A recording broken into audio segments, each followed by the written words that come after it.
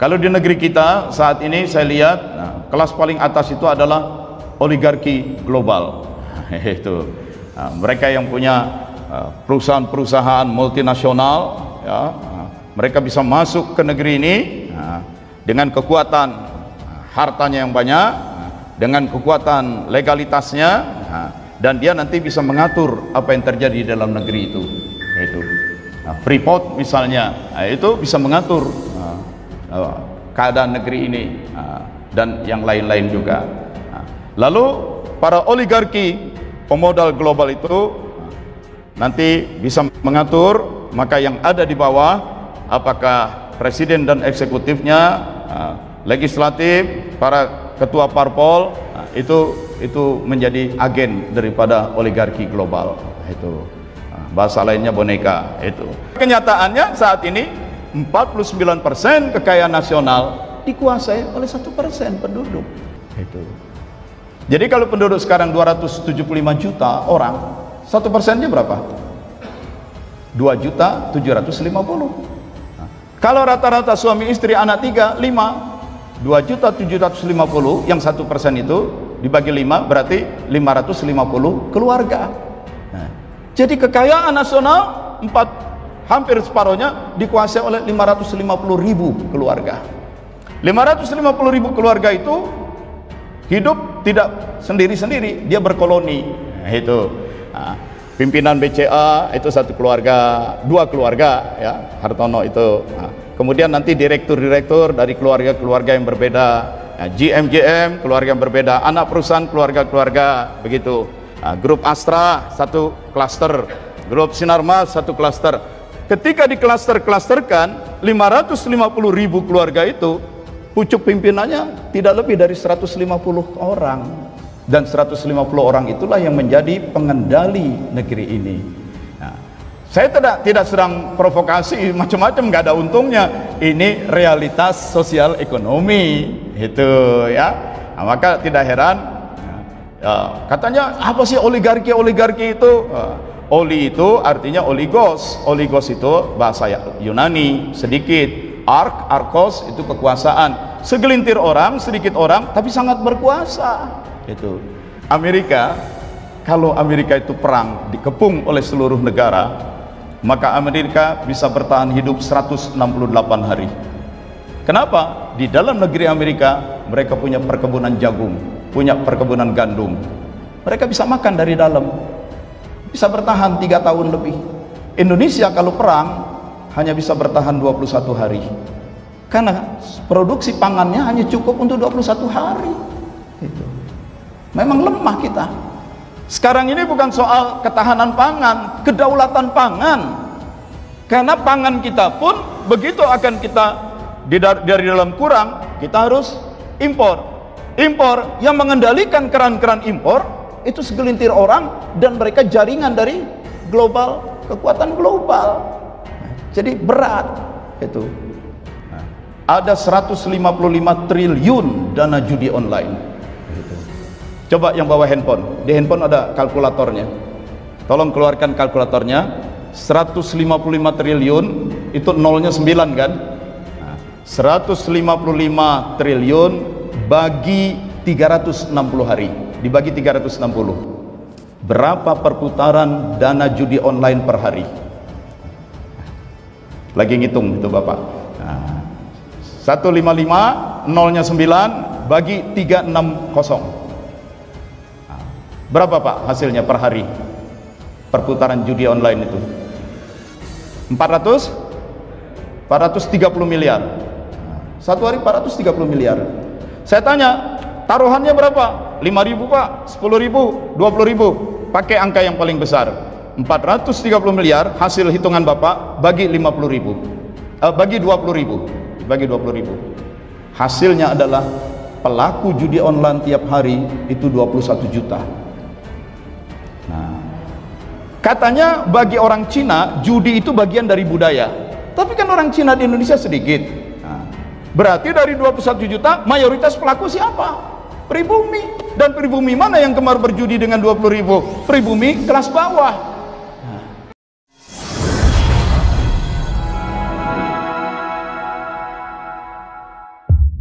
وأشهد أن محمدا عبده ورسوله لا نبي بعده اللهم صل وسلم وبارك عليه اللهم افتح لنا بفتوح العارفين. Ya Allah, bukakanlah untuk kami segala hal yang telah Kau buka bagi hamba-hambamu yang arifin, yang penuh dengan kearifan, yang mendalam dalam ma'rifah, seperti para nabi dan rasulmu, para ulama dan awliya. Allahumma aftah lana bifutuhil arifin, Allahumma aftah lana bifutuhil arifin. Rabbana aftah bainana wa baina qawmina bil haqqi wa anta khairul fatihin. Walhamdulillahi rabbil alamin. Bapak-bapak dan ibu-ibu sekalian, hamba-hamba Allah yang mulia, jamaah salat subuh yang kami cintai. Masyarakat kita sedari dulu memang struktur sosialnya itu piramidal, seperti piramid. Orang-orang yang berkuasa dan kaya itu di pucuk piramid, sedikit. Ini struktur sosial di zaman Fir'aun. Kelas tertinggi itu Fir'aun dan keluarganya. Di bawahnya adalah kelas para pejabat pemerintah.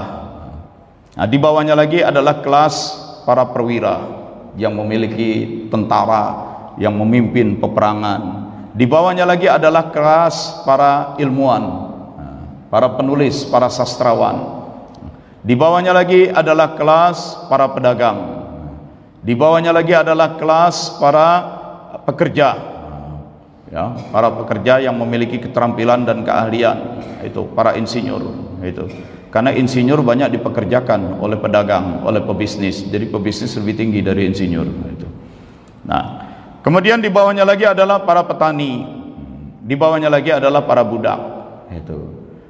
Kalau di negeri kita saat ini saya lihat, kelas paling atas itu adalah oligarki global. Itu mereka yang punya perusahaan-perusahaan multinasional, ya, mereka bisa masuk ke negeri ini dengan kekuatan hartanya yang banyak, dengan kekuatan legalitasnya, dan dia nanti bisa mengatur apa yang terjadi di dalam negeri itu.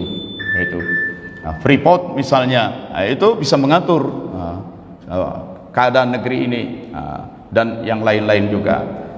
Lalu para oligarki pemodal global itu nanti bisa mengatur, maka yang ada di bawah, apakah presiden dan eksekutifnya, legislatif, para ketua parpol, itu menjadi agen daripada oligarki global. Itu bahasa lainnya boneka. Itu nanti pejabat di bawahnya itu menjadi pelaksana dari oligarki yang di pusat itu, dan seterusnya dan seterusnya. Memang begitu hidup manusia itu. Strukturnya dari dulu juga piramid, nggak ada struktur manusia sama rata. Bahkan negara-negara komunis yang mencoba membuat macam itu pun gagal. Ujung-ujungnya tetap para penguasa partai juga yang dominan. Nah, sejak Renaissance, ya, orang itu terutama di Eropa melepaskan diri dari agama. Jadi mengatur kehidupan tidak mau lagi melibatkan agama. Kehidupan ekonominya, kehidupan politiknya pun dilepaskan dari agama. Itu karena Eropa mengalami keberagamaan yang penuh dengan mitos dan kedustaan-kedustaan, dan agama justru dijadikan alat untuk membangun struktur piramidal, untuk mempertahankan kekuasaan segelintir orang dengan dalil-dalil keagamaan. Maka mereka muak dengan agama, disingkirkan. Tetapi ketika agama disingkirkan, orang berpikir, lalu bagaimana kita mengatur kehidupan sosial kita? Mula-mula Perancis mengalami revolusi Perancis. Kekuasaan monarki, kekuasaan elit yang kaya, bourgeois, disingkirkan. Itu. Dan dua kekuatan elitis waktu itu, monarki, kerajaan, dan gereja. Maka raja dan gereja disingkirkan. Terhadap setiap individu harus diberikan kebebasan. Maka ide individualisme itu sangat ditonjolkan di Prancis. Selain individualisme, sangat ditonjolkan adalah kebebasan. Biarkan setiap individu bebas. Kalau setiap individu bebas, tidak dihalang-halangi oleh feodalisme, tidak dihalang-halangi oleh faktor keningratan, tidak dihalang-halangi oleh feodalisme gereja, maka orang akan bekerja maksimal. Yang pinter, kreatif dengan kepintarannya, yang kuat fisik, kerja keras dengan fisiknya, mereka nanti berdagang, mereka menghasilkan karya-karya yang kreatif, mereka menghasilkan keuntungan besar. Keuntungan besar diakumulasikan jadi kapital. Dan dengan kapitalnya itu dia bisa punya perusahaan besar, bisa mempekerjakan orang. Jadi dengan individualisme, dengan liberalisme, justru nanti akan muncul modal yang besar dan dibikin usaha, terbukalah lapangan kerja, lalu yang lain jadi terangkat sejahtera. Itu teorinya di Prancis. Itu individualisme, liberalisme akan memberikan manfaat bagi keuntungan munculnya kapitalisme. Dengan kapitalisme terbukalah usaha-usaha dan lapangan kerja, maka banyak orang bisa sejahtera. Tetapi dikritik oleh pemikir-pemikir terutama dari Inggris, kalau hanya kemerdekaan individu, setiap orang diberikan kebebasan bersaing secara individu, tidak semua individu titik berangkatnya sama. Ada yang lahir di kampung, dari petani yang miskin, yang tidak mendapatkan pendidikan, itu anak tinggal di kampung, akses terhadap informasi itu sedikit. Ada yang tinggal di kota besar, dari keluarga borjuis, keluarga kaya, pendidikannya tinggi, bapaknya mati pun dia punya warisan yang banyak sebagai modal, dan tinggal di kota, dia punya akses informasi. Bagaimana dua individu itu harus diberikan bersaing bebas? Tidak fair. Apalagi ada orang yang lahir cacat, mungkin cacat mentalnya, mungkin cacat fisiknya, bagaimana dia harus dibiarkan bersaing bebas? Nggak bisa. Maka harus lebih dikedepankan kebersamaan. Nah, dari situlah kita muncul pasca Renaissance. Di dunia ini ada ideologi individualisme, ada ideologi sosialisme. Itu ya.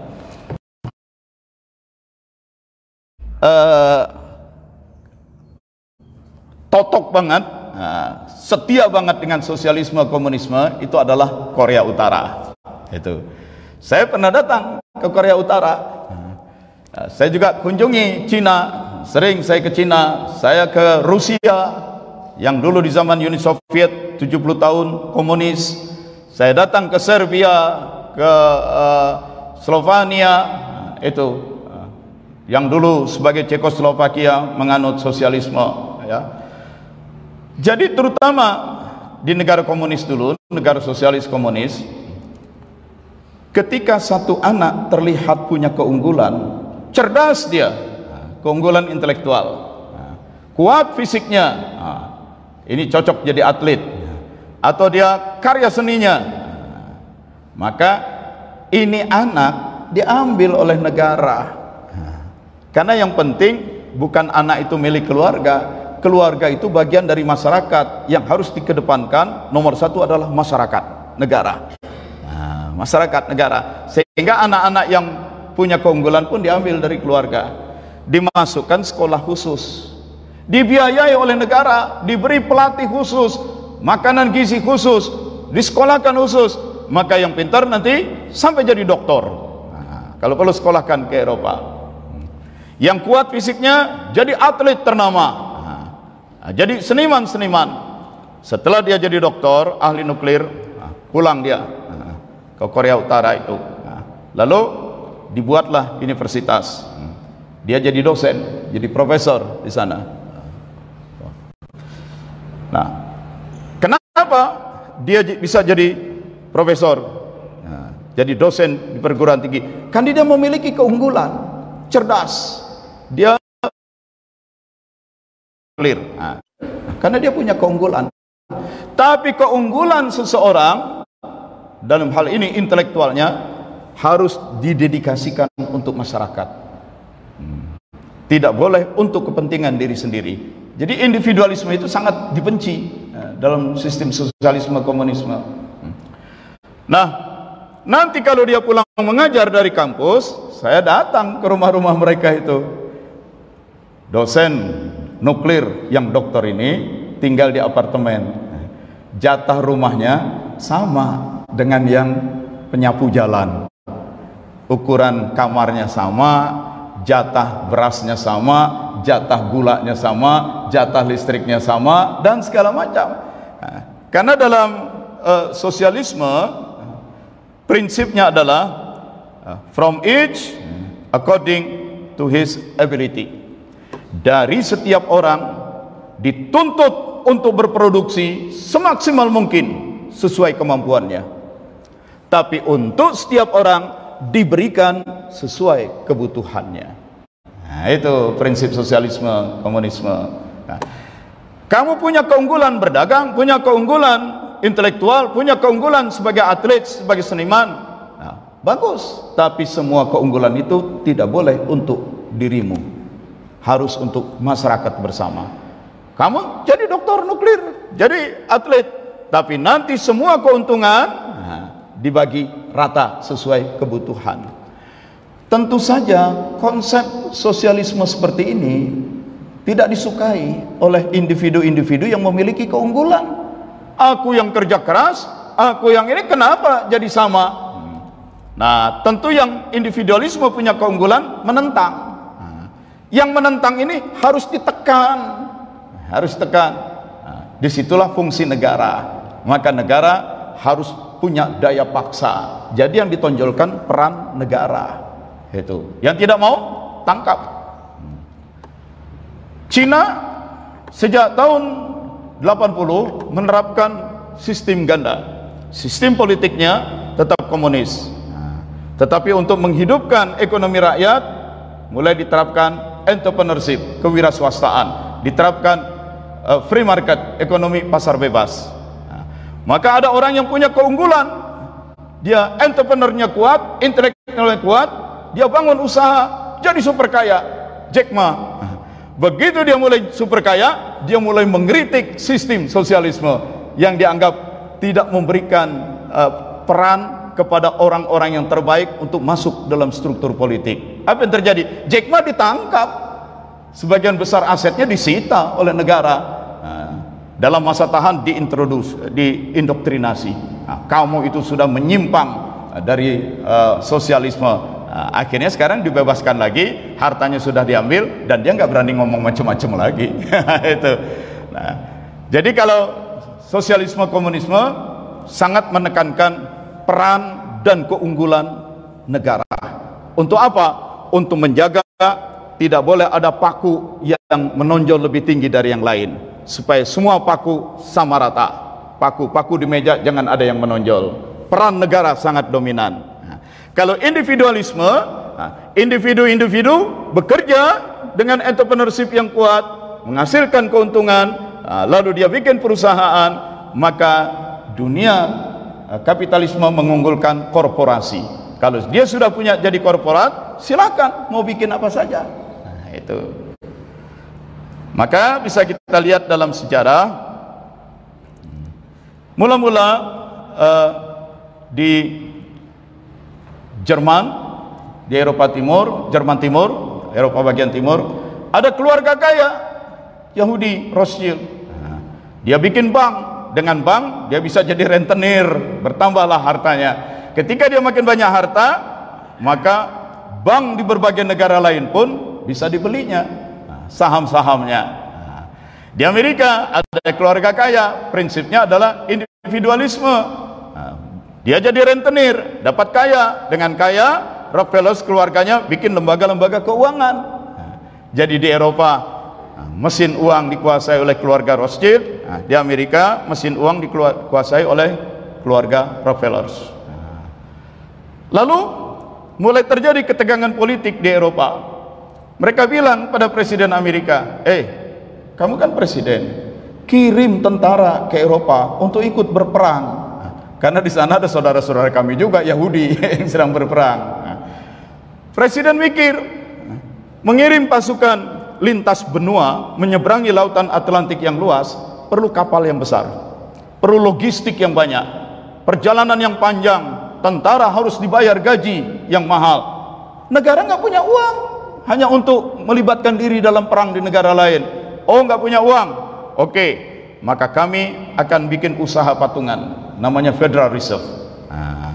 Federal Reserve inilah kemudian meminjamkan uang kepada pemerintah. Dengan uang ini berangkat perang sana, ambil keuntungan yang banyak dari perang-perang itu, nanti keuntungan itu kau gunakan untuk bayar pinjaman kepada kami. Di Indonesia ada Bank Indonesia, Bank Sentral, tapi BI itu milik negara.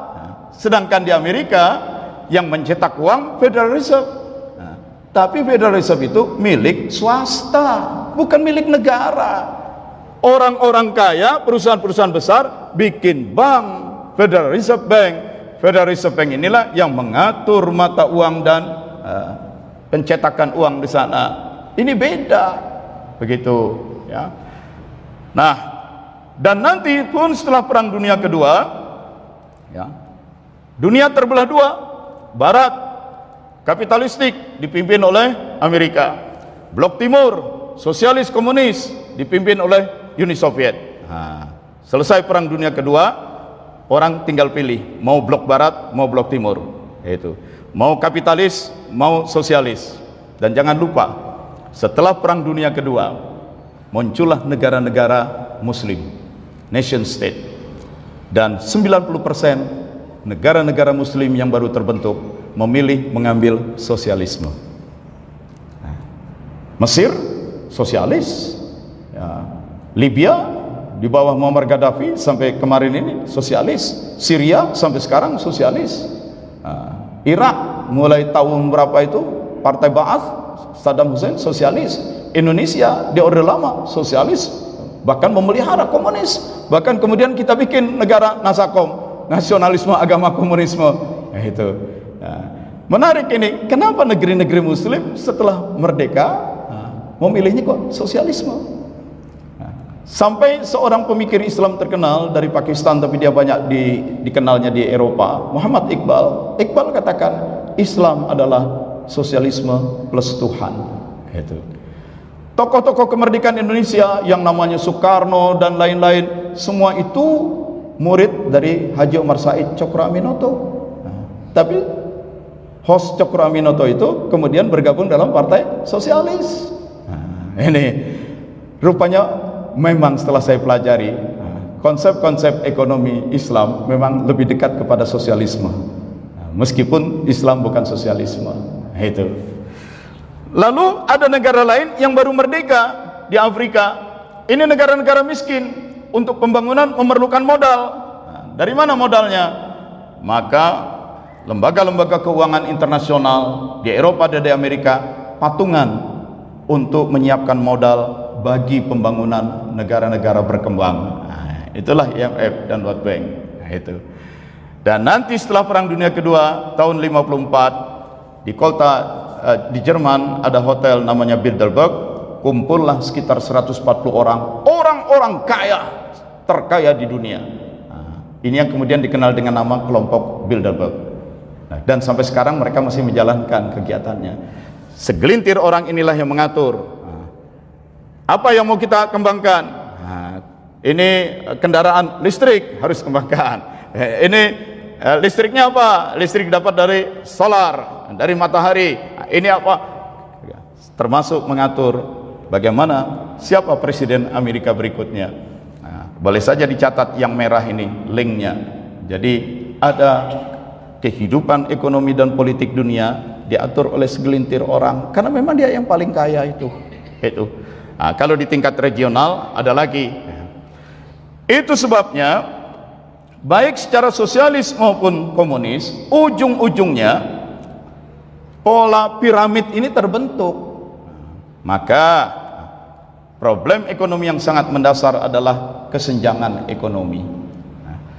Rusia dulunya komunis, Soviet 70 tahun. Sekarang 74% kekayaan nasional dikuasai oleh 1% penduduk.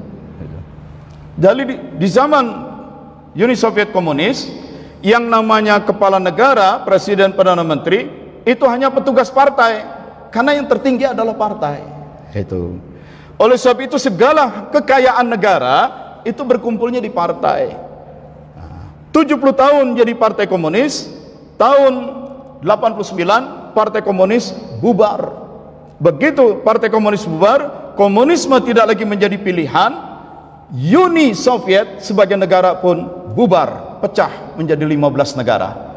Karena memang asalnya 15 negara digabung menjadi Uni. Dari 15 negara, 6 negara memerdekakan diri menjadi negara-negara Islam. Karena memang mayoritasnya Muslim sebelum-sebelumnya, ya, seperti Kazakhstan, Uzbekistan, lain-lain. Nah, tersisa 9 ini digabung jadi satu. Yang terbesar negaranya Rusia, maka namanya Federasi Rusia.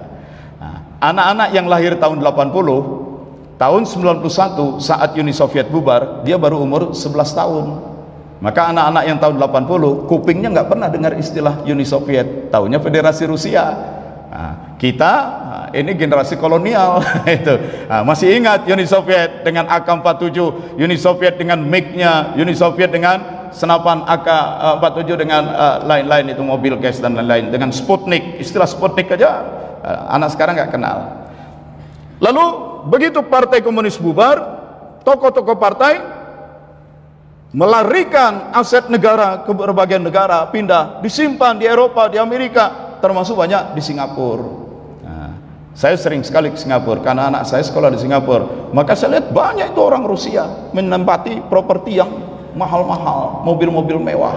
Itu ketika Rusia menyerbu Ukraina, Amerika perintahkan seluruh dunia yang menjadi sahabat Amerika, yang di dalamnya banyak aset-aset orang-orang Rusia, saya perintahkan bekukan semua aset mereka, tidak boleh ditransfer, tidak boleh ditarik.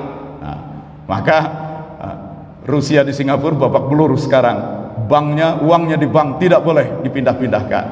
Itu. Tapi Rusia nggak mau kalah. Itu. Oh, uang kami, orang-orang kaya kami di berbagai negara dibekukan. Nah, maka dia di Ukraina pelabuhan-pelabuhan dia tutup. Nah, akibatnya dari Ukraina tidak bisa diekspor gas, tidak bisa diekspor gandum, tidak bisa diekspor minyak bunga matahari. Nah, Eropa bergantung gasnya dari Ukraina, bergantung gandumnya dari sana, dikunci, kalang kabut lagi negara Eropa. Itu. Nah, ini sekaligus menunjukkan bedanya kekuatan ekonomi monetary berbasis uang dengan ekonomi real berbasis benda-benda ekonomi. Ujung-ujungnya yang menguasai benda ekonomi lebih menang daripada yang menguasai uang. Itu, ya. Bapak boleh punya uang banyak, tapi kalau besok terjadi perang, kemudian uang itu tidak laku, habis semua aset. Tapi yang punya tanah tetap laku. Itu, yang punya emas tetap punya kekayaan. Baik, itu cerita Soviet. Karena bekas komunis yang sistemnya totaliter. Bagaimana dengan Amerika yang menjamin demokrasi, kebebasan individu, entrepreneurship? 42% kekayaan dikuasai oleh 1% penduduk.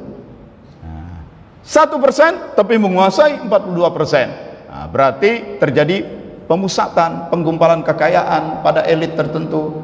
Nah, karena mereka dengan perusahaan besarnya bisa melakukan kartel. Thailand 58% kekayaan negara itu dikuasai oleh 1% penduduk, raja dan keluarganya, karena monarki absolut. Nah, bagaimana dengan Indonesia? Indonesia ini apa? Nah, kalau kata Gus Dur dulu, Pancasila itu ideologi yang bukan-bukan, katanya. Bukan sosialis, bukan komunis, katanya. Nah, bukan juga kapitalis, bukan juga individualis. Tapi kenyataannya saat ini 49% kekayaan nasional dikuasai oleh 1% penduduk. Itu. Jadi kalau penduduk sekarang 275 juta orang, 1%-nya berapa? 2.750.000.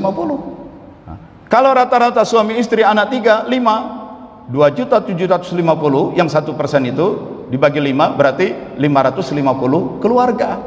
Nah, jadi kekayaan nasional hampir separuhnya dikuasai oleh 550.000 keluarga. 550.000 keluarga itu hidup tidak sendiri-sendiri, dia berkoloni. Nah, itu pimpinan BCA itu satu keluarga, dua keluarga ya, Hartono itu. Kemudian nanti direktur-direktur dari keluarga-keluarga yang berbeda, GM keluarga yang berbeda, anak perusahaan keluarga-keluarga begitu. Grup Astra satu klaster, grup Sinarmas satu klaster. Ketika di klaster-klasterkan 550.000 keluarga itu, pucuk pimpinannya tidak lebih dari 150 orang, dan 150 orang itulah yang menjadi pengendali negeri ini. Nah, saya tidak sedang provokasi macam-macam, nggak ada untungnya. Ini realitas sosial ekonomi itu ya. Nah, maka tidak heran katanya apa sih oligarki itu? Oli itu artinya oligos. Oligos itu bahasa Yunani sedikit. Arkos itu kekuasaan. Segelintir orang, sedikit orang, tapi sangat berkuasa. Itu. Dan ada oligarki yang sifatnya global, ada oligarki yang sifatnya regional, begitu. Ada oligarki yang bersifat nasional. Nah, mereka menentukan semuanya. Oke. Tapi yang jelas terjadi ketimpangan. Nah, akibat ketimpangan itu bisa kita lihat, ditambah lagi dengan faktor demografi ya. Ini yang biru, grafik pertumbuhan penduduk di muka bumi. Selama ratusan ribu tahun, jumlah manusia di muka bumi tumbuhnya sedikit, datar-datar saja. Ini tahun 600-an, zaman Nabi Muhammad. Di zaman Nabi Muhammad, penduduk dunia tidak lebih dari 250 juta orang. Ya. Haji Wada, haji terakhir Nabi, itu jamaahnya kan diperkirakan sekitar 100.000 itu. Jadi sedikit.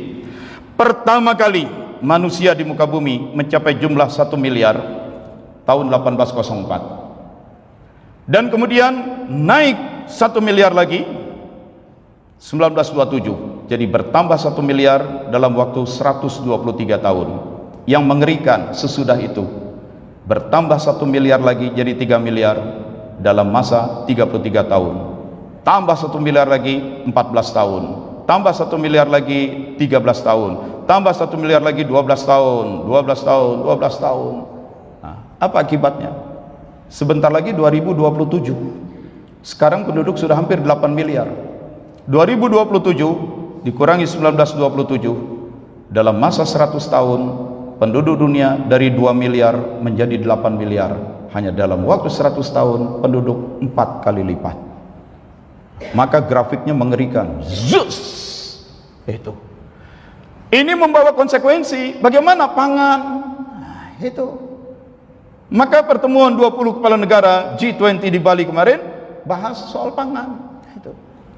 Tahun lalu saya sempat keliling Eropa, antara lain menghadiri Web Summit, konferensi terbesar dunia tentang internet di Portugal. Itu dibahas juga pangan, isu Eropa itu pangan. Itu. Nah, di saat kita penduduk makin perlu pangan, di saat itu juga produksi pangan jatuh. Apa sebab? Sejak tahun 60-an, ketika grafik sudah terlihat agak tegak, para ilmuwan mikir, kalau begitu produksi pangan harus ditingkatkan. Bagaimana ditingkatkannya? Semua kegiatan pertanian dibooster dengan pupuk. Setelah 50 tahun menggunakan pupuk kimia, apa yang terjadi sekarang? Semua lahan pertanian rusak. Hilang kesuburannya. Menjadi hitam, menjadi liat, sulit digali. Ketika penduduk bertambah, orang butuh makan, seluruh lahan pertanian di seluruh dunia akibat penggunaan pupuk kimia rusak. Nah, lihat saja di kampung-kampung kita.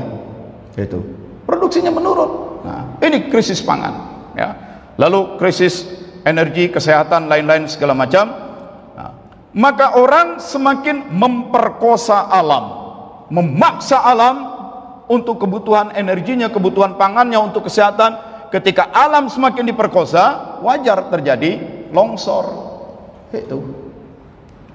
Saya masih ingat waktu itu, masih tahu 82, seorang pejabat Kementerian Lingkungan Hidup sampai menangis. Dia cerita, saya ajak Pak Emil Salim, katanya, Menteri Lingkungan Hidup. Saya paksa Pak Emil Salim sewa helikopter terbang di atas Bogor, di atas puncak.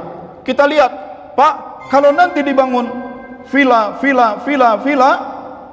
hutan hilang. Kalau hutan hilang, turun air hujan tidak tertahan oleh akar dan pohon-pohon. Ini akan longsor, ini akan banjir. Itu.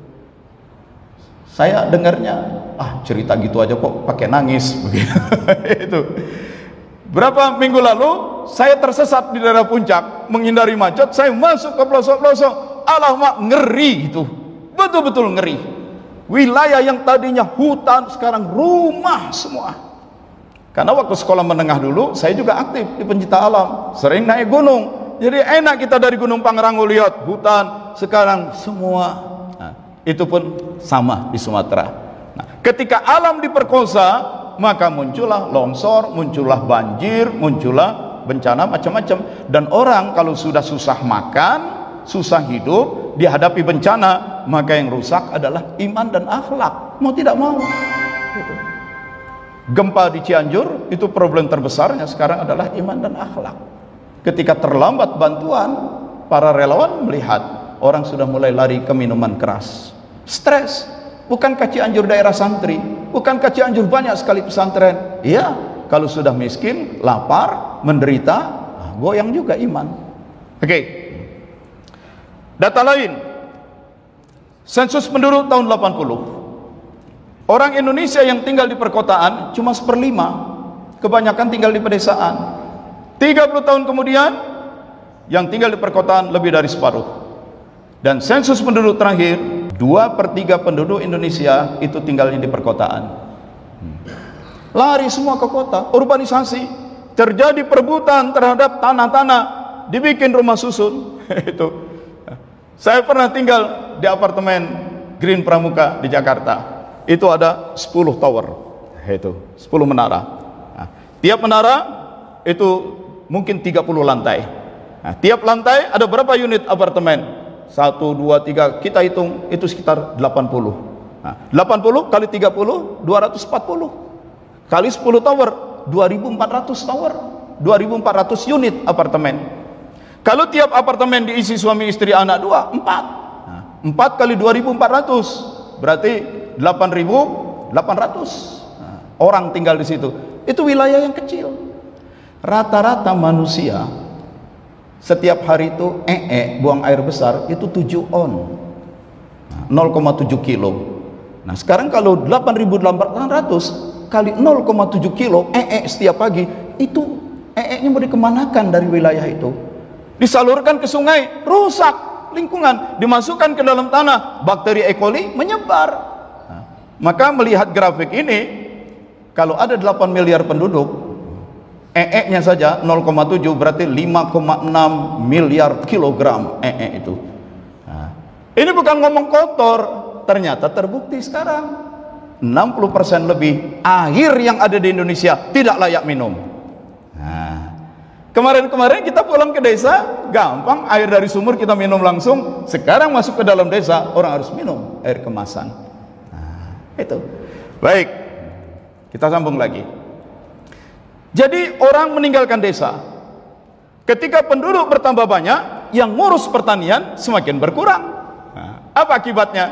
Di zaman Orde Baru kita swasembada pangan, produksi pertanian tercukupi. Sekarang semua harus impor, sampai garam pun impor. Jadi jangan semata-mata salahkan Menteri Keuangan atau Jokowi atau Menteri Perdagangan, yang memang orangnya lari ke kota, yang ngurusi pertanian sedikit. Itu. Nah, Amerika, kalau Amerika itu perang dikepung oleh seluruh negara, maka Amerika bisa bertahan hidup 168 hari. Kenapa? Di dalam negeri Amerika mereka punya perkebunan jagung, punya perkebunan gandum. Mereka bisa makan dari dalam. Bisa bertahan 3 tahun lebih. Indonesia kalau perang hanya bisa bertahan 21 hari. Karena produksi pangannya hanya cukup untuk 21 hari. Itu. Memang lemah kita. Sekarang ini bukan soal ketahanan pangan, kedaulatan pangan. Karena pangan kita pun begitu akan kita dari dalam kurang, kita harus impor. Impor yang mengendalikan keran-keran impor itu segelintir orang, dan mereka jaringan dari global, kekuatan global. Nah, jadi berat itu. Nah, senjata begitu juga, alutsista. Itu. Ketika tsunami di Aceh, seorang kawan dari Medan, dia bawa batalion Arhanud. Arhanud, artileri pertahanan udara. Meriam yang panjang-panjang. Yang dibawa pasukannya ke Aceh tsunami. Kita kerjasama mengevakuasi mayat-mayat. Satu saat saya tanya, itu meriam-meriam yang panjang artileri pertahanan udara itu kayaknya udah kuno-kuno. Iya. Berapa banyak yang masih bisa berfungsi? Berfungsi mungkin masih bisa. Masalahnya spare part dan amunisinya pun sudah susah. Jadi untuk apa? Ya kewajiban kita memelihara, pelihara. Saat ulang tahun ABRI ya kita pasang, ya kita bawa, pawai lah untuk bisa digunakan. Tidak, belum tentu. Hanya sebagian persen. Berhaji, tidur di Mina sebelah kolonel. Apa Bapak pimpin? Kavaleri. Di mana? Salah satu daerah. Kalau nggak perang ngapain itu? Ya kita pagi apel olahraga, lalu kita dorong tank-tank, panser-panser keluar dari garasi. Kita lakukan pemanasan terhadap tank dan panser kita. Nanti kalau sudah panas terjemur matahari, kita dorong masuk lagi ke garasi.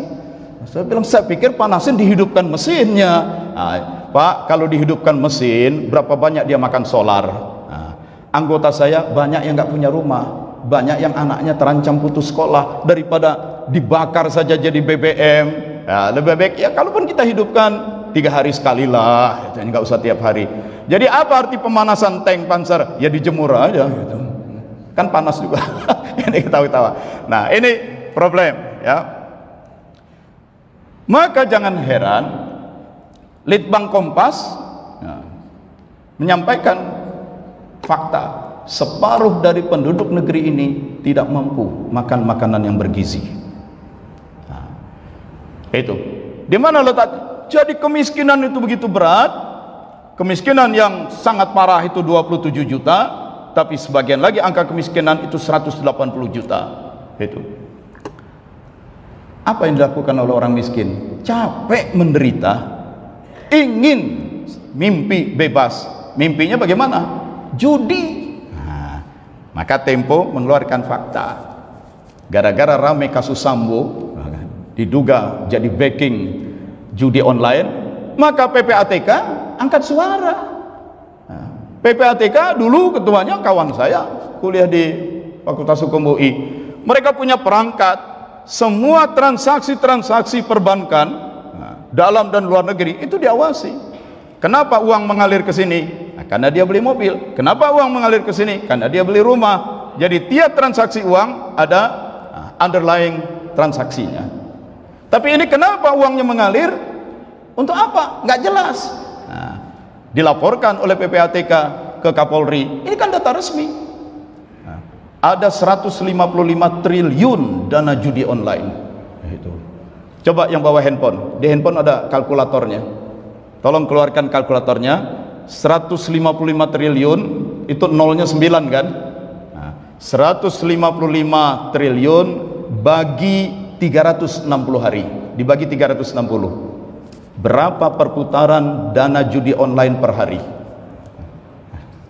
Lagi ngitung itu Bapak. 155 nolnya 9 bagi 360. Berapa Pak hasilnya per hari? Perputaran judi online itu 430 miliar. Satu hari 430 miliar. Saya tanya, taruhannya berapa? 5.000 Pak, 10.000, 20.000. Pakai angka yang paling besar. 430 miliar hasil hitungan Bapak bagi 50.000. Bagi 20.000. Dibagi 20.000. Hasilnya adalah pelaku judi online tiap hari itu 21 juta. Nah, katanya bagi orang Cina judi itu bagian dari budaya, tapi kan orang Cina di Indonesia sedikit. Berarti dari 21 juta mayoritas pelaku siapa? Pribumi. Dan pribumi mana yang gemar berjudi dengan 20.000? Pribumi kelas bawah. Rata-rata UMR di Indonesia 3 juta. 3 juta dibagi 30 hari berarti kan 100 ribu per hari. 100 ribu, 20 ribunya dipakai judi online, 20 ribunya lagi buat rokok, 10 ribunya biaya transportasi, kerja sekolah, 5 ribunya paket data. Berapa sisa untuk beli makan? Dengan uang yang sedikit, makannya bagaimana? Makan asal kenyang. Apakah bergizi? Tidak peduli. Maka banyak orang kekurangan gizi. Itu. Kalau sudah kekurangan gizi, siapa yang paling terabaikan nasibnya? Anak-anak. Nah, kalau anak-anak sejak hamil 9 bulan di perut, lahir sebagai bayi 2 tahun, maka sering disebut 1000 hari pertama. Sebagai bayi 1000 hari pertama, dia kekurangan gizi, tapi dia tidak bisa protes. Itulah yang disebut dengan bayi stunting. Dan sudah 20 tahun ini, sepertiga dari bayi yang lahir di Indonesia adalah stunting. Apa dampak bayi-bayi stunting ini? Sepertiga loh, sepertiga penduduk. Nanti setelah dia umur 10-15 tahun, dia tangkas. Tangkas itu tinggi badannya itu di bawah rata-rata. Nenek saya cerita, tahun 42 tentara Jepang masuk. Itu tentaranya meskipun cebol-cebol tapi kejam. Apa itu cebol? Jepang tuh pendek-pendek. Tapi lihat sekarang anak-anak Jepang dengan gizi yang cukup, dengan aktivitas olahraga, tingginya udah sama dengan orang-orang Amerika. Dan di Indonesia setelah 20 tahun, sepertiga bayi stunting. Kita lihat banyak anak umur 15 sampai 35 itu tingginya di bawah rata-rata. Itu fisik. Karena 1000 hari pertama kurang gizi, sarafnya lemah, pembentukan otaknya tidak cukup, maka dia mengalami kelemahan intelektual. Dan di mana bukti kelemahan intelektual? Rata-rata orang cerdas, kecerdasan rata-rata IQ-nya antara 100 sampai 110. Itu ukuran orang cerdas. Dan Indonesia, rata-rata kecerdasan orang Indonesia IQ-nya adalah 78,5. Sama dengan Timor Leste. Di Asia Tenggara, kecerdasan orang Indonesia sama dengan Timor Leste, di bawah Laos, di bawah Filipina, di bawah Malaysia, di bawah Myanmar, di bawah Vietnam yang baru selesai perang tahun 75. Yang tertinggi Singapura 105. Ya kalau 105 ya rata-rata berarti. Ada yang pintar, tapi ada juga yang agak on. Ya average-nya 105. Nah, kita punya orang-orang sekelas Habibie. Ya Habibie ada, tapi juga yang lain. Ini kan rata-rata, itu. Loh tapi kan banyak orang ini mengikuti pendidikan. Sekarang berapa banyak orang bergelar S2, S3? Gelarnya boleh ada, kemampuan nalarnya belum tentu. Lihat saja talk show di TV-TV itu, ya. Nah, paling tidak kita lihat para anggota DPR tuh kalau lagi berdebat itu di TV. Doktor itu banyak, tapi dari nalarnya, cara dia berdebat itu kita tahu. Rakyat awam yang bodoh tahu, ini orang nggak punya nalar ini, nggak punya kepintaran. Itu. Ya. Nah ini problem-problem. Saya sedih, Pak. Saya berdakwah sejak tahun 77, berdakwah. Misi utama mencerdaskan umat, bukan untuk cari popularitas. Tapi kok sekian lama umat masih kayak begini? Iya, memang IQ-nya rendah. Mau dikasih demokrasi kayak apapun, dia bodoh, kecerdasan rendah, dia miskin. Maka politik nggak maju. Semua calon politisi, contoh sebuah kepala daerah di Jawa Barat, dia banyak berbuat kejam, pokoknya di mata masyarakat itu rusak. Satu saat bapak ini kan nanti mau ikut periode kedua, gampang lah itu rakyat katanya. Seminggu sebelum pencoblosan bagi-bagi aja sembako, menang kita. Ternyata betul menang dia. Rakyat ini boleh teriak-teriak susah, tapi dengan 50.000, 100.000 itu selesai. Ya karena emang bodoh itu. Miskin bodoh. Maaf. Di seluruh dunia tingkat kecerdasan orang Indonesia level urut 130 itu. Baik. Nah, dari sisi makanan. Nah, ini semua data. Sudah hidup miskin. Statistik dari BPS juga dikutip oleh Menteri Keuangan. Belanja terbesar rumah tangga, ya, belanja terbesarnya itu 31%, katakanlah 32% belanja orang-orang rumah tangga di Indonesia untuk makanan dan minuman jadi. Apa artinya itu? Makanan dan minuman instan. Makanan minuman instan. Sehat? Tidak. Mereka beli minuman kardus, gula semua isinya. Itu. Mohon maaf, datanglah ke toko-toko yang terkenal jaringannya. Itu makanan di dalam 3 racunnya: gula, lemak, garam. Gula, lemak, garam. Karena itu memang yang bikin gurih, bikin manis, bikin bikin gurih, manis dan asin itu. Nah, jadi jangan heran yang laku itu makanan instan. Nah, lalu kita pikirkan dengan para ahli pertanian, sebenarnya ada banyak produk-produk pangan yang bisa kita tanam di rumah kita, di lahan rumah. Ada banyak produk-produk lokal yang tumbuh di daerah-daerah, tapi masyarakat mindsettingnya sudah diubah. Kalau makan ubi kayu, kalau makan singkong, kalau makan bayam, itu nggak modern. Yang modern itu makan kalau beli di sini. Jadi ini juga bukan soal kemiskinan, tapi soal kemampuan membuat pilihan makan. Orang boleh pendidikannya tinggi, tetapi kemampuan membuat pilihan makanan, apakah ini bergizi, apakah dia menyehatkan saya, apakah dia akan menimbulkan bencana besok, itu membuat pilihan aja nggak bisa, karena IQ rendah. Nah, ditambah lagi katanya orang Indonesia itu semangat guyup, semangat kekeluargaannya itu tinggi. Tapi semangat kekeluargaan tinggi ini pun menjebak. Orang tidak ragu hidup sembarangan. Besok kalau sakit bagaimana?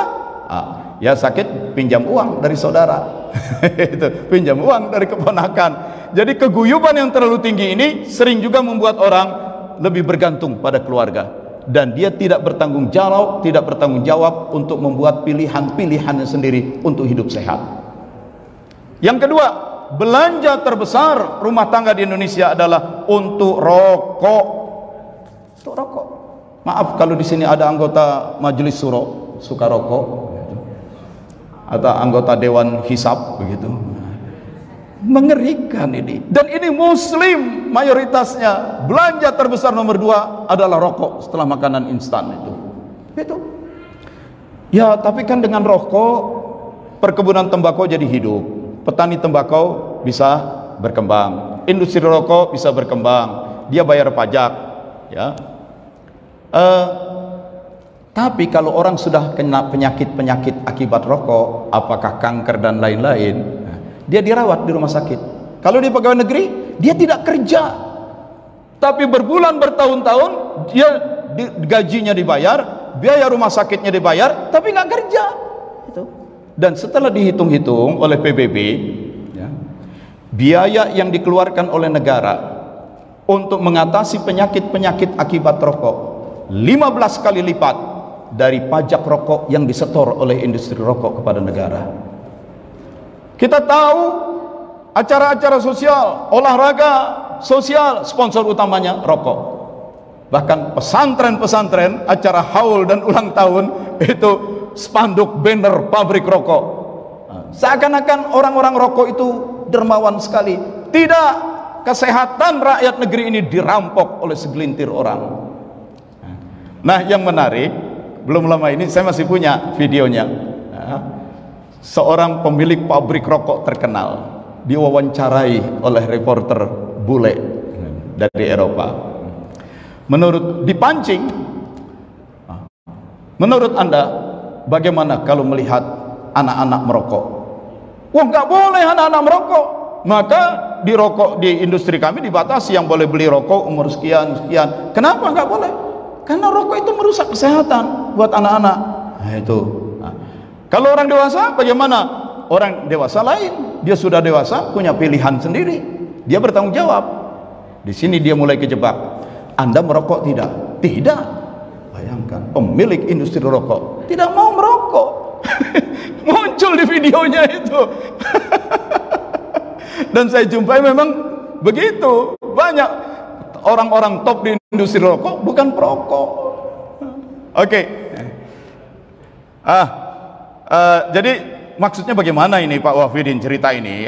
Kok ceramah pagi ini bikin kita jadi sesak dada saja? Bukan, maksud saya segala kesenjangan ekonomi itu, segala derita rakyat miskin itu, bagaimana kita mau menguranginya? Dalam teori ekonomi hanya dikenal teori fiskal dan teori moneter, keuangan sektor fiskal dan moneter. Fiskal itu begini, rakyat sebagai warga negara bayar pajak. Pajak dikelola oleh penguasa negara. Untuk apa? Untuk penyelenggaraan negara, membayar pejabat dan pegawai negara, membiayai perjalanan dinas, membiayai kantor-kantor listriknya, AC segala macam. Ya. Nanti kalau ada lebihnya itu baru digunakan untuk membangun public service, kebutuhan masyarakat umum, jaringan puskesmas, pembangkit listrik, irigasi, segala macam. Tapi pada negara-negara yang disiplin anggarannya lemah, maka sebagian besar uang pajak itu dikorupsi, muter di atas, maka tidak ada dana untuk membangun public service.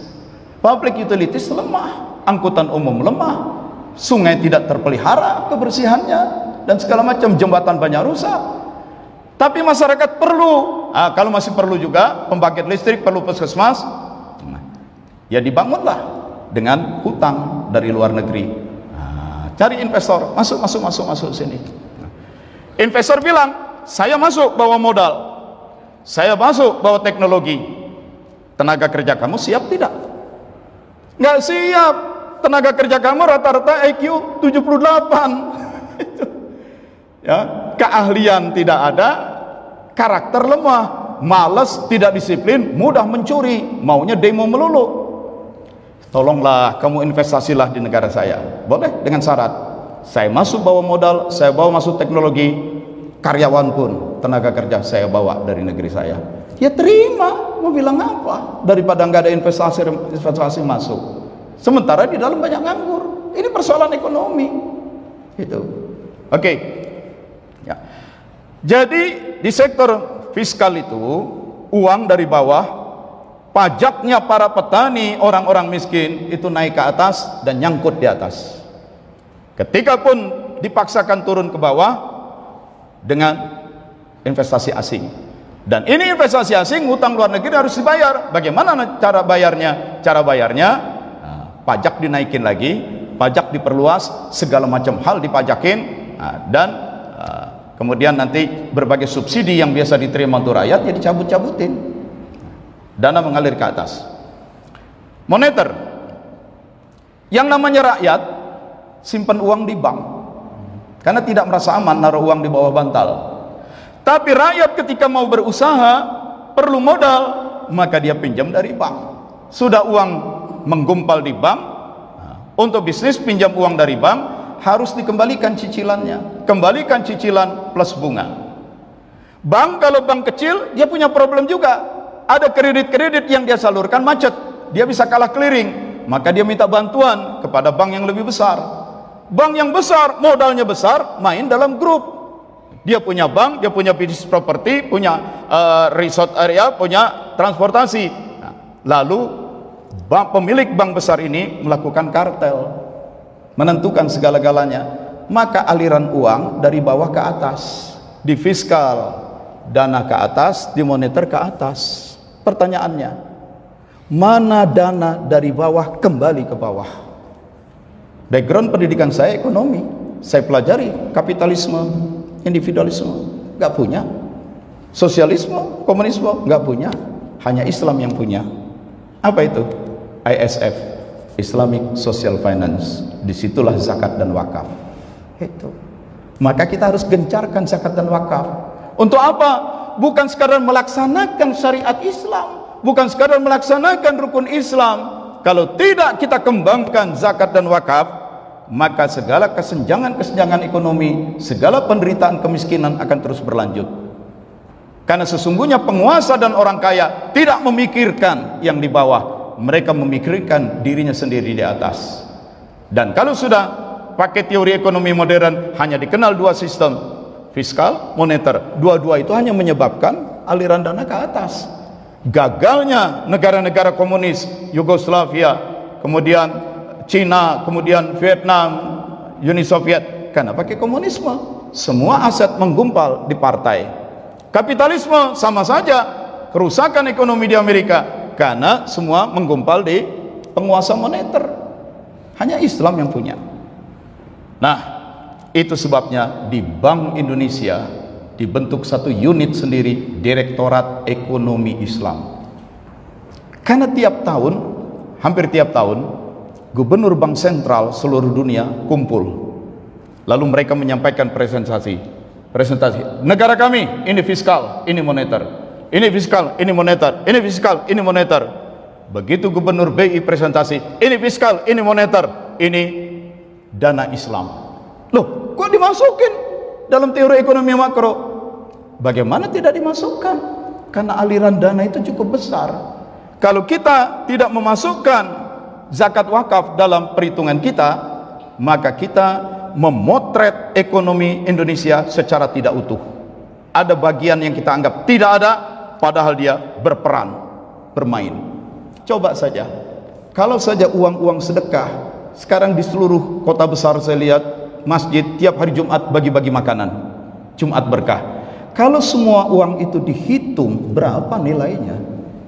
Dan kalau itu tidak dimasukkan dalam monitoring, orang hanya sibuk dengan fiskal moneter, padahal ada dana zakat, dana sedekah, dana wakaf yang beroperasi menyelamatkan kehidupan manusia. Berarti kita tidak memotret, tidak punya pemahaman yang utuh tentang ekonomi. Nah, kesimpulannya, mari kita jayakan zakat dan wakaf. Nah, penjayaannya itu bukan sekadar pada penghimpunan, tetapi lebih penting lagi adalah pada saat distribusi. Distribusi bukan sekadar salurkan untuk makan. Distribusi yang baik adalah pemberdayaan. Saya tutup di Serang, Provinsi Banten. Seorang Ustadz Ahmad Wardi berpesan, kalau aku mati, ini tanahku yang cuma 1.900 meter, tolong jadikan rumah sakit, ini aku wakafkan, jangan diwariskan, bukan warisan ini. Mati dia, anak-anaknya sibuk dengan urusan masing-masing. Bagaimana dengan tanah wakaf ini? Dia serahkan ke BWI, Badan Wakaf Indonesia. Untuk apa? Amanah dari ayah, rumah sakit. Dana wakaf yang dihimpun dari masyarakat digunakan membangun rumah sakit, gedung 1.900 meter. Kemudian siapa yang mengelola? Berat, karena BWI waktu itu tenaganya, SDM-nya kurang. Maka BWI bekerja sama dengan lembaga amil zakat dan wakaf Dompet Duafa. Dompet Duafa jadi pengelola. Datangkan lagi mesin puluhan miliar, direkrut dokter-dokternya dengan standar yang khusus, perawat. Jadi ada gedung, ada mesin dan teknologi, ada nakes, tenaga kesehatan. Sudah jadi, bagaimana menghidupkan ini menjadi bisnis? Rumah sakit baru kok, nggak banyak orang kenal, belum banyak. Maka Dompet Duafa kerahkan dana zakat. Zakat untuk siapa? Fakir miskin. Di Banten banyak orang-orang miskin, petani dan nelayan yang katarak. Karena katarak, buta, dia nggak bisa lihat. Kalau kepala keluarga buta, lumpuhlah keluarga itu, tidak ada yang mencari nafkah. Maka bergeraklah lembaga amil zakat. Pak, itu katarak bisa disembuhkan. Ayo, bisa sembuhkan, operasi. Tapi mahal biayanya. Tidak, Bapak operasi di rumah sakit mata wakaf. Biaya operasi didanai oleh dana zakat. Maka 5 tahun berdiri, 6 tahun lebih, sudah 14.000 orang buta akibat katarak tersembuhkan dengan dana zakat. Maka mereka yang buta, kepala keluarga, bisa bekerja, terselamatkanlah keluarga itu dari kemiskinan yang berat, karena bisa bekerja kepala keluarganya. Ini dana zakat. Kemensos turun nggak di sini? Itu mana Kemensos dan Dinas Sosial bisa mengatasi 14.000 kebutaan katarak. Ini dana zakat, masyarakat yang bergerak. Itu lah, Mensosnya aja masuk KPK, gimana? Nah, itu. Nah, karena banyak dana-dana negara nggak turun. Itu. Oke. Karena hampir tiap hari banyak pasien operasi, jadi ramai rumah sakit itu. Masyarakat umum, apa itu? Rumah sakitnya banyak pasiennya, berarti bagus. Orang pun datang ke rumah sakit itu. Begitu masyarakat umum beroperasi di situ, masuklah BPJS. Itu. Maka rumah sakit wakaf ditopang oleh zakat. Rumah sakit itu di tahun kelima sudah punya surplus 5,6 miliar. Nah, saya operasi katarak di Jakarta 20 juta. Saya datang ke rumah sakit itu. Kalau katarak macam ini, pasang lensa macam ini, berapa di sini? 9 juta, Pak. Loh, kok jauh sekali lebih murah? Nah, saya berhitung. Rupanya rumah sakit di Jakarta lokasinya di Menteng, pajaknya tinggi. Itu. Dia bikin rumah sakit, modalnya dari bank, dia harus bayar cicilan modal. Bunganya tinggi, dia harus bayar bunga. Dan karena swasta, dia harus kasih keuntungan untuk pemegang saham. Nah, semua biaya keuntungan pemegang saham, biaya pajak, biaya cicilan bunga, biaya bunga bank. Nah, ini menyebabkan HPP, harga pokok penjualan jadi naik. Kenapa di rumah sakit mata wakaf di Serang 9,5 juta saja? Dia pajak, karena di daerah pajak rendah. Karena dia tidak pakai dana bank, tidak perlu mikirin cicilan bank, tidak ada bunga bank. Karena dia wakaf, tidak ada keuntungan yang harus diberikan kepada pemegang saham. Oh, jangan-jangan kalau murah kualitas nggak bagus. Background saya juga dulu orang teknik waktu menengah. Saya selidiki mesin-mesinnya dari mana, konsultasi dengan teknisi. Ini mesin dari pusat riset kedokteran di Belanda. Loh, sama dengan yang di Jakarta. Nah, maka setelah saya operasi katarak kedua, saya foto, tulis di Facebook. Kalian tahu nggak? Ada biaya operasi katarak yang cuma separuh. Jaraknya cuma 1,5 jam dari Jakarta di Serang. Banyak orang Jakarta datang ke Serang. Hidup lagi itu rumah sakit wakaf. Gitu. 1,5 jam dari Jakarta ke Serang. Dari Jakarta aja, sama-sama Jakarta, bisa 1,5 jam itu macetnya. Nah, begitu. Ya. Nah, ini contoh. Kenapa saya tahu persis detailnya? Karena kemudian saya dijadikan Dewan Pengawas Syariah di rumah sakit itu. Nah, sekarang saya promosikan. Saya berharap satu saat di Pekanbaru ini ada rumah sakit berbasis wakaf khusus untuk mata. Gitu. Kenapa untuk mata menjadi penting? Karena mata menyangkut kebutaan. Dan kalau yang buta kepala keluarga, miskinlah satu keluarga. Nah, kalau itu bisa kita atasi, maka kita bisa mencegah kemiskinan. Sudah gizi kurang, tambah lain lagi. Nah, pakai wakaf. Itu. Silakan berwakaf melalui dompet duafa. Silakan berwakaf melalui las PHR. Nah, ini Ketua Dompet Duafa Riau. Nah, coba berdiri dulu supaya yang lain lihat. Itu ya. Ada las PHR. Oh, Pertamina Hulu Rokan. Oh, Pak, Basnas jangan lupa. Ya, silakan berzakat melalui Basnas. Assalamualaikum warahmatullahi wabarakatuh.